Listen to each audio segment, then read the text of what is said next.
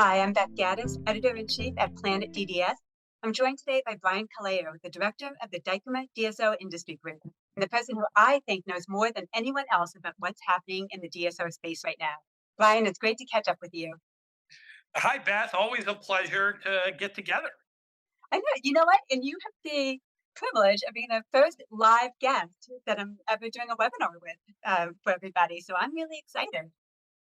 Well, no, that's really I didn't realize that, Beth. We've done a lot of interviews together. I didn't really maybe because it's live, I guess so. But you're a great interviewer. Have always had terrific interviews with you. So I don't think it'll be any different because it's live.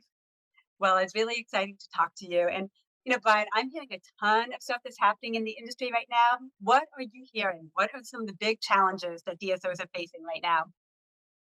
I mean, you can talk about a lot of different things, Beth, but the simplest thing is interest rates. I mean, it's just the interest rates have created enormous challenges. Okay. I mean, I can talk about the cost of labor, I can talk about the inflation, and those things are not terrific.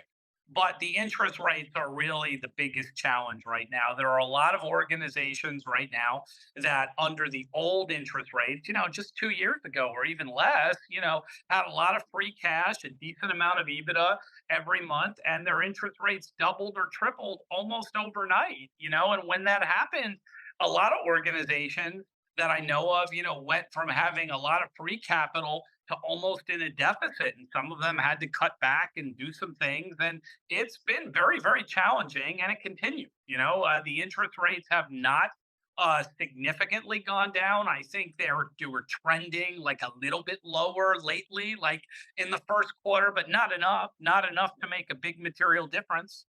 Brian, is it hitting everybody equally, or are you seeing that this interest rate problem and the shortage in money is hitting groups of a certain size more than groups of another size?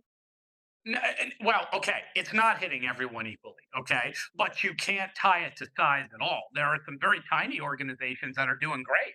Yep. Either they've locked in to credit facilities years ago under the low rate, so they're not affected at all, or maybe they don't have that much debt and they're doing fine. So there's a lot of tiny organizations that aren't having any problems, a lot of medium-sized ones that aren't having any problems. And then you can say, well, the ones that are having problems, there's tiny organizations, middle organizations, and big organizations that are having problems. So what it's really tied to is, what was your exposure to the interest rates, Beth?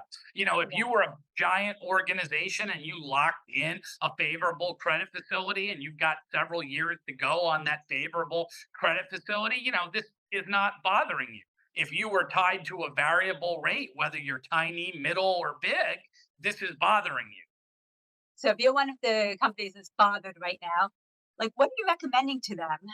What can they be doing to help minimize their risk? Well, same store growth is what they have to do. I mean, some things that many of them have already had to do is, you may had to look at layoffs, you may have had to cut staff, cut some expenses, and that's a one-time trick. I mean, you can't cut your way to profitability generally. You can make a one-time trick to do some things to adjust, and some of these companies have had to. They've had to do. Different people have done different things. There's no one size fits all, but some of them have made cutbacks, either staffing expenses, other things, and got it to a situation that is manageable. But the only thing you can do to really turn the tide, if you're heavily exposed to interest rates, is you can try to refinance. And some of the bigger groups have done that at a lower rate. If that is not something that's available to you to refinance at a lower rate, then you gotta increase same store growth. You've got to increase your revenue to offset the additional expenses, general expenses plus debt service expenses. Well, let's talk about that a little bit. I mean, I know you're a huge fan of technology. I am. Yeah. So talk to me a little bit about what you're seeing as really, being those pieces that people can put into place to help with increase same store growth. I mean, there's so much, Beth.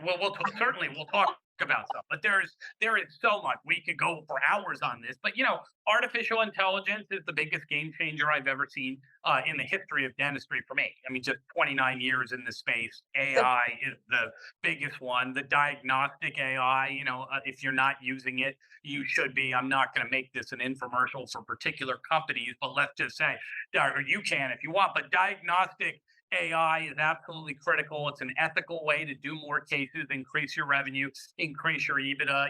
That's one way. and Brian, Procurement manage. Yeah, go ahead, Beth. before you go any further, uh, last time I talked to you, you were getting ready to go to the dentist yourself, and you were going to have AI used on your teeth. Did that actually happen? Did you make it to your dentist appointment?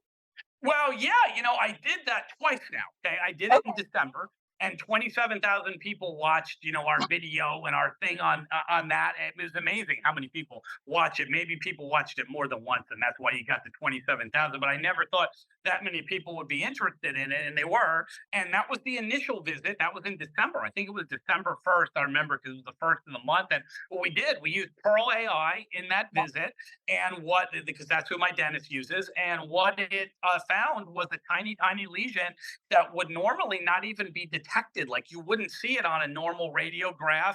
And, it normally would be a watch spot. But in that instance, they treated me with a product called Curadont that there's studies that seem to support it can regenerate enamel or arrest decay. And it's funny, I just went to the dentist, I think it was about 10 days ago. I can't remember the day. And they ran the pearl again, and that spot had disappeared. That I one mean, that they were worried about. So whatever, the treatment that I got on December 1st appears, to have worked. I'm also like, brushing my teeth and flossing and everything else they want me to do. But the Curadot product appears to have worked. And when Pearl looked at the new X-rays that they took, that spot had gone away. So I'm an even bigger fan. Like you said, I was a fan. I'm an even bigger fan of AI as a result of like my personal experience. well, and I mean, AI has been part of my life for the past 6 Yep. years. I used to work with Patient Prism, which is AI for the Yep. new patient phone call analysis and training. And then I went to an AI for diagnostics company as well, and huge, huge fan for the difference that it makes. And that's just one part of it. I mean, I think that where AI is now being used in every part of the patient journey is just incredible. We're seeing it a lot with automation, especially with RCM. Are you seeing that being used Yeah, more I and mean, to finish your question, certainly AI through diagnostics a big deal. AI through patient finance platforms where more? people that can't afford dental care now can get approved for financing and can do dental care. That can increase your case acceptance and increase obviously your EBITDA. Revenue cycle management. The AI can help you with your revenue cycle management, which gets you cash quicker, which can increase your EBITDA and your revenue and things like that. Yeah, I mean, AI again is the single biggest game changer I've ever seen. But there's obviously lots of other stuff. Procurement management, very very critical to make sure you're always ordering under your formulary at the lowest price and not deviating from that. That makes a big deal. I've said it like maybe you've heard me on stage, Beth, say this. I've been flying to New York for 29, 30 years from Texas, and it used to be a 2 hour and 10 minute flight. Now it takes 3 to 3.5 hours. And I don't think the continents have moved. I don't think the tectonic plates have moved, maybe like an inch or Well, what's something, the but not. earthquake? Right. Yeah, I mean, we had the eclipse yesterday, so I'm into this cosmic stuff. But I don't think the continents have moved that much. What I think has happened, and I know that's happened because I researched it, is the airlines to conserve fuel have slowed down the planes, and they have like artificial intelligence working with the airlines that says, hey, instead of going at 700 miles an hour, if you go at 620 miles an hour, we save this much fuel, and over hundreds and hundreds of flights we save millions of dollars. So, the airlines are using that. It's the same thing with the procurement. If you order out of formulary, oh, we're just going to do this a couple times. Well, if you look at the whole year, every time you order out of your formulary, it could be to a small organization, tens of thousands, to a big organization, millions and millions of dollars, that you're going to spend that you don't have to spend. So procurement management also very, very important when we're talking about, facilitating same store growth. And what are you hearing about staffing shortages? Is it getting any better yet? The cost of labor has come down a little, again, a little bit. I mean, at least it's not trending upwards still, but it's not, because for a while it was going like this. It's gone Right. like a little down, which at least is good because it's not trending up anymore. But it's high. Some people have experienced, or organizations, I should say, people that I talk to in organizations have experienced, 25, 35, 40% increase in labor costs. And that's not good. I mean, for your overhead or your EBITDA.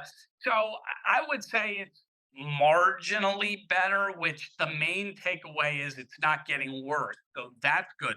Because for a while, every month it was getting worse. It's not getting worse. It's getting marginally better, but it's still at a historic high. It's not good, Beth. Well, and that's where, technology again is really coming into play. When I was at Chicago Midwinter, I had the opportunity to interview, people from a variety of organizations, including Aspen Dental, and they were just talking about how, everything from online scheduling uh, to, using AI in the phone systems to help direct people to where they need to be so that you don't need to have manual labor as much, behind the scenes is making a big difference for them. And Yeah, I mean, that's another way. If you typically had to pay, two front desk people and now you only have to pay one because the AI is helping you, that can make a big difference as well. If Patient Prism, as you talked about earlier, is going to listen to your phone calls and tell you how to get people to, accept their cases and make appointments and tell you things that you're doing wrong, that's a big help also. So, the combination of all these things, like, answering the phone, the revenue cycle management, being able to order on, at the discount under the formulary, every single time, to increase the revenue management cycles, to provide access to patient financing, to allow for diagnostic AI of doing more cases ethically. All of this stuff in combination can help increase same store growth and offset a lot of the higher expenses and interest rates and everything else we're dealing with. And to answer your question, that's what you got to do. I mean, you can take one round of cutting expenses. You can say, we have our big steak dinner once a month for now. We're going to cut that. But, there's no second steak dinner to cut. There's no second office, party to cut. You can go through, yeah, and you got to be careful because if you cut too much of that stuff, the morale goes down. You harm the culture. But you can take one swing at, trying to cut some obvious expenses. And then after that, if the interest rates don't, suddenly go down, you got to focus on same store growth. I mean, that's what you got to do. Well, and one of the big things that I always focused on when I was marketing director for two different groups was that you have to get, patient acquisitions, right? You need to get people to actually make an appointment, but then you need to get them to show up. And then you need to get them to come back in to finish their treatment and remind them that when it's time to come back in for their next appointment. And one of the cool things that's happening now, obviously I work with Denticon, the practice management Yeah. system, and we built in generative AI to help practices as they're crafting their email messages, to suggest phrasing now, to suggest photos now, to make those emails that they're sending out, templates, templated emails, even easier than ever before. I mean, anything you can do to stretch a human being Yeah. further by saying, the AI will write some emails for you. So that saves you an hour, in your day, and you can do more things. Your PMS system will give you real time access to KPIs and data and statistics that will help you course correct like daily. It used to be, you get your reports monthly or you get your reports every 2 weeks and it's already happened. You're reacting to something that's already happening. It's happened. It's so much better if you're reacting to something that's happening. Like it hasn't happened yet, but it looks like this is happening right now. Let's go do something about it, or let's change course or pivot or do something else versus, well, shoot, it already happened. Now we have to address it. Absolutely. I mean, predictive analytics is absolutely necessary for anybody that's, running a business. And I remember, might have even been at your conference, a few years ago, that I saw Dr. Tara Gali. I think he was Yep. at the dent at the time. It was before he went to community dental CDP, right? Community Dental Partners. And but he was talking about how he flies planes. and that you would never, ever, ever, pilot a plane without having your gauges working, without looking to see where you're going, without mapping it out, and then, making sure at every step of the way that you're on track. And that's really what the analytics for practice does as well. And, fortunately, things are becoming much more sophisticated. You have built-in analytics now. You have built-in morning huddle reports, patient visit analysis, treatment analysis, hygiene recall analysis, all of these different things that you can have at your finger point, and you don't need to be putting them into spreadsheets anymore. Once again, saving time, saving money, saving aggravation. It's like a weather report, Beth. That's Yeah. what I've said. You could be like our ancestors, the cavemen and women or something like this, where like you went outside and you're like, is it going to rain today? Or, oh my God, it rained today. Or the sun was shiny today and it's hot or something. Right. Versus if you have a weather satellite. You're like, Yeah. no, this is what the weather's going to be for the next 10 days or the next month.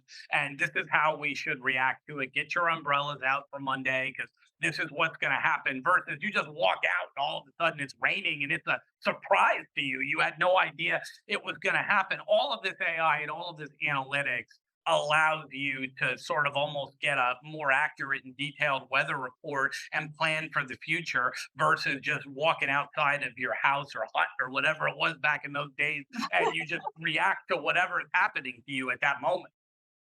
Well, I know one of the things that we've talked about in the past is the need for APIs. And, I know that when I've worked now with hundreds and hundreds of practices during my last 14 years in dentistry, and that's always the thing that people hate most, right? The end users is when they have to open up another tab, another window, and keep going back and forth. You're So, gonna get me going now here is what maybe you were trying to do that. You were trying to do it all along. That's why I said you're such a good interviewer. But you're gonna get me going here because this integration of technology thing is a huge issue because what we haven't quite talked about yet is why isn't everybody doing all this stuff we've been talking about, all these innovations? And one of the big reasons, I mean, two reasons. One of them is resistance by certain staff or certain dentists and other things, but you can do training and work around some of that. But the biggest one is integration. If you've got to open 10 or 15 of those viewer boxes and it's not embedded in what you're doing right now, like let's say, obviously, we're going to be all about Planet DDS because this is their show today. Let's say you were using Denticon and, something was not, compatible with Denticon. And what if it's embedded? You got Denticon on your screen, you click the icon and you're rocking and rolling, and there's no problem. If it's not embedded in Denticon, then you got to open up another box. Maybe you got to exit out, go back in. Could you imagine? This is where I start ranting and raving, but could you imagine on smart TVs if they said this TV takes Netflix, this other one takes Disney, the third TV takes Hulu, and you got to buy like 3 TVs to watch all your shows? There'd be a revolt in the streets. People would be going crazy. So the smart TVs figured this out a long time ago. They said, "No, look, we're all going to be compatible with all of this stuff. We got to get dentistry there where your PMS is compatible with all of the stuff, and you just click on an icon and you rock and roll. Because as long as people got to exit out, go into another screen, another box, it's an obstacle to using this innovative stuff." I worked very closely with our training teams, and operations folks at the DSOs that I was with. And, marketing would create all of these beautiful PDFs and, like user guides and everything else. We'd send them on out. And we'd always be like, why is the adoption not better? Like, what else can you do? And it's because people want things to be as easy as possible and they don't want to. And they can be. I mean, I'm an equal opportunity criticizer. I'm not picking on any one person, but I've gone to all of them, all the big companies when they're like, we signed a partnership with ABC. I would say, well, that's wonderful. But what if your customers don't want to use ABC? What if they want to use XYZ or something else? And it's like, well, we signed a partnership, and I'm on all of them like, that's nice, but you've got to have all this stuff embedded or I just think you're setting us back. You're making it so much more difficult for, the practices to utilize a lot of this amazing stuff. I'm a big fan of this stuff, and you're just making it harder to utilize this stuff. When we had our Orbit user conference back in March, I don't know if you saw it. I was on camera for that as well. It was very I did. exciting. I Uh, did. little spacesuit. But we rolled out the roadmap to the end users that were there and show them what we were doing and APIs. Like that was one of the things that got like the biggest round of applause. Like people are so excited for the reasons that you're talking about, to be able to, integrate and be able to use the systems that they like, if it's not already embedded, to make it as easy as possible for their teams. And, like you see the difference that it makes, right? Just, I mean, Planet DDS has been using dental exchange as integrated, forever, like long before Change Healthcare happened. But I mean, it was so nice for our customers to be able to continue business as usual and be able to do all those things. And you saw the groups that use something else that had just for a few days, maybe a few weeks tops, that they had to do something an old fashioned way. And Yeah. I mean, it nearly broke the system, not to mention breaking the spirit of those front end users that were trying to figure that all out in real time so they could get, claims put through still. Yeah, well, there was that song. Remember, like you're like my age. We like Beth, you and I were Oh, like I'm similar definitely ages. younger. Well, we Yeah, you're younger and obviously look better than me. But I'm just saying you're certainly experienced enough to remember that old song we used to sing in elementary school. Some of the younger people watching will have no clue about this, but it was like you can't go back to the farm after you've been to the big city. And it's just once you've seen there was a song about it. But once you've seen the big city, you can't go back to the farm and just sit there and no TV, no electricity, no running water, and just sit there. And that's why they wrote the song because the farmers go to the city and there's electricity and running water and saloons and parties. And now they're back there listening to like the birds chirping and it don't work. You can't make people go back once they've seen this stuff. and that's the thing. We talk about that all the time, right? It's we talk about what can we be doing to make it easier for patients to come in the door, right? Through online scheduling, through two-way texting, through, online forms, so, being able to upload now a picture um of your insurance card, right? In advance before you ever even come in. But then we also talk about how do we make it easier for this whole generation of employees that are in the workplace now that grew up digital first. And if they go into a practice or they go into a group that has outdated technology, they don't want to stay. I mean, it would be like a dentist going in now and still needing to develop film. Like they'd walk out. They don't know Yeah, how to. well, it cuts both ways, and this is what I tell some of the more old fashioned dentists and people I counsel when they're like, I don't want to use this new stuff. I don't want to do this. I'll say, but look, it's not about you. You're putting your office at a competitive disadvantage, and there are some really talented staff members and hygienists and assistants and front desk people that would love to work here, but if you've got outdated stuff, they're not going to do it and they're going to go somewhere else. So maybe you don't like it, but maybe you need to take a deep breath, get a little training, but you got to think about the well-being of the office because you certainly want the most talented people there. You don't want an office of a bunch of folks that have no clue about all this innovative stuff. You want to get as many people there that embrace this technology, know about this, because they'll go further, right? If you're somebody that's able to utilize all these innovations, you're operating on steroids. You can do the work of two or three people versus if you don't embrace any of this technology, you're limited in how much you can get done in a day. And I'm on LinkedIn a lot. That Yep. is probably the understatement of the year. But I am seeing a lot of promos coming up about the different panels you're going to be having at your conference that's coming up in Denver in mid-July. And so tell me about some of the experts that you're going to be having, some of the topics you're going to be covering there. Well, the thing I'm most excited about this year, and it's always tough, I got to come up with something, but what I came up with this year that I'm most, something different than like, say, I did last year. The thing that I'm most excited about is what we're calling the most powerful 3 hours in the history of the DSO industry. And, I've said it a number of times. I might as well say it on your show. I know everybody. I got to back it up now. Now that I said it, I got to back it up. But look, I'm prepared to do that. I really, really am. We've got, I think, 10 or 12. It's like the agenda is published. You can see it at Yeah. dso.com. But in essence, it's very powerful 15-minute segments that are going to contain actionable data, not just opinions. Are going to be supported by case studies. And I'm sure I'll miss somebody, but we got like culture. We've got KPIs. We've got same store growth. We've got how to attract and retain talent. We've got procurement management. We've got Regulatory. Yeah, regulatory, M&A, lending, and there's a 15-minute, it all ends up with a wonderful segment on leadership by Steve Bilt and Stan Bergman. That'll be more than 15 minutes. Yeah. I think that's like a 45-minute one to end it all up. But we've got, 12 of these cybersecurity and protection, 12 of these segments out there where we're going to cover, the theme is either things that can increase your same store growth and increase your EBITDA, or if you don't do these things or do them wrong, they can harm your EBITDA. Like if your practice gets locked out due to cyber breach or something, or you're not ordering the stuff correctly, or, and you're letting money, go out the door that way, or you make a regulatory mistake or something and that costs you money. So either stuff that can outright, if you do it, increase your EBITDA, or if you're not doing it correctly, can hurt your EBITDA. I think we've got 10 or 11 of the 15-minute segments. I'm so proud of it. And we're going to go through. It's going to be like a march. We're going to go and we've got no more than 3 slides per presentation. And it's going to be actionable data. And I think it's going to be a great, sort of 3-hour segment. I really am excited about it too. I know a lot of the speakers, obviously, just from having been in the industry since 2011 now. Um, and heard them, and they really are fantastic. And they're talking about things that are relevant and that will really move the needle. The other thing is, I'm actually flying in on Tuesday, so I've got my flight booked. I've got my hotel there. But just in case people aren't aware of this, We got stuff for you to do, Beth. There's a I, whole day of workshops on Wednesday. I mean, it used to be like exactly.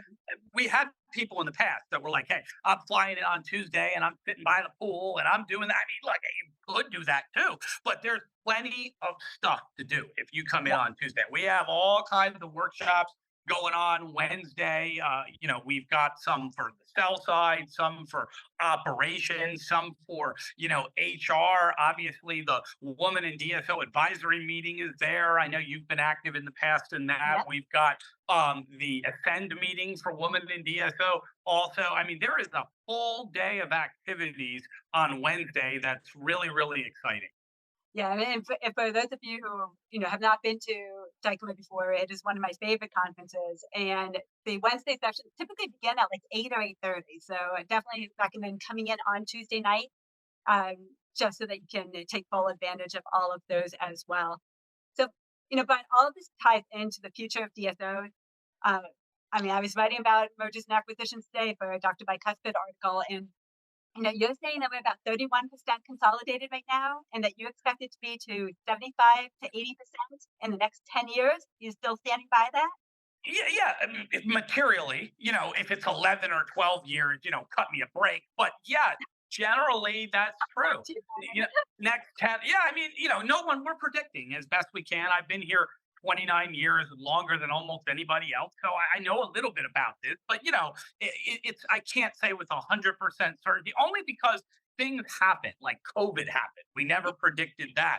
Like, this interest rates have slowed down the M&A market. So there's gonna be like I am standing behind, like you wouldn't believe, the idea that this consolidation will continue unabated and it's going to go from 31% to 75 or 80%. I think it's about 10 years, but look, there's another COVID event, if there's another, big interest rate slowdown or something, it can change the timing a little bit. But the general idea that that's the way it's going to go, yes, I stand behind that. Well, the number one thing that you always say is that it's not about the number of practices that you have, but it's really about the EBITDA. And Yeah. anyone that's looking to do any kind of a transaction, during the next decade or so, that is really where the same store growth and making those smart decisions. Like you said, you can't cut your way to profitability. You really need to make sure that your operations are all in order. And that's where, the Dykema conference really is going to make a huge difference for everybody who comes, just like it has. I mean, I think I've been, what, 4 times now or 5 times? And You've been I there a feel lot. I know we've had 10 of them. This will be the 11th, and you've been a pretty good fixture there. I know there was once or twice where you had a couple family stuff. family things, yeah, Yeah, that you couldn't go, but we know that it's in July. That's our yeah. time. There's always, unfortunately, a vacation or a family thing, for somebody. That's why we have almost nobody that's been to all 11 of them. But, that's when we do them, and you've been there a lot. But in terms of EBITDA, that's the measure of the value of your organization. And I always say, if you're doing a de novo, an acquisition, or something else, investing in something else, and it's not going to increase your EBITDA. Unless you're like a non for profit and there's some other reason why you're doing it, you shouldn't do it. I mean, if you're looking purely at profitability, like, I spend some time talking to the ADA. I spend a lot of time at Woman in DSO. So I'm involved in, some of these not-for-profit, sort of organizations. And sometimes they do things that for other reasons, beyond revenue. But if you're a for-profit organization and that's, what you're about is for profits, if something is not going to increase your EBITDA, you really got to take a second look before you do it. I completely agree. Well, Brian, we're out of time. Thanks so much for joining us today. Well, that went quick, Beth. It always does. Really enjoyed spending time with you again, and hopefully, we'll do some more of these, you and I together. That sounds great to me. Well, I'll let you go to get back to the rest of your day. I'm glad that you made it home, by the way, from Denver. I heard that you Yes, had some twisters and stuff, some bad weather. it was tricky. It's that time of year. Madison and Laura keep me up to date. So Yeah. to have a great rest of the day. Thank you so much. And for everyone who joined us today, thank you so much. I hope you got a lot out of this conversation. To learn more about Planet DDS, please go ahead and scan this QR code. Some great information from dental industry experts like Brian to technology that can make your life easier. You can depend on Planet DDS.